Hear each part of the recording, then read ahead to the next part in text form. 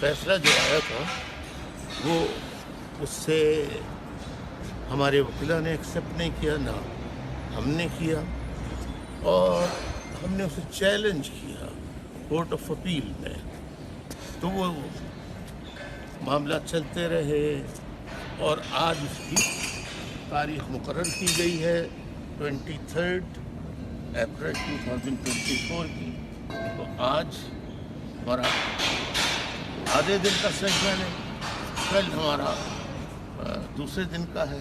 अब इस court of appeal में वो देखेंगे कि जो क्लाइव जोन्स जो पहले जज थे उनका जो फैसला जी आईसीसी जज जो थे उनका फैसला किस हद तक दुरुस्त था और हमारा मौक़िफ़ किस हद तक दुरुस्त है।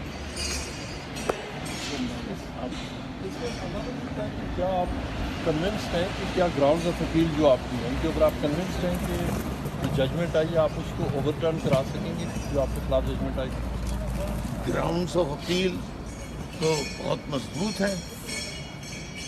एक तो ग्राउंड्स ऑफ अपील ये तो लीगल मैटर हो गया, लेकिन एक ग्राउंड्स पर जिंदा इंसान रहते हैं, जिंदा लोग रहते हैं, उनसे बड़ा जज, पीपल आर द बेस्ट जज ऑफ एवरीथिंग में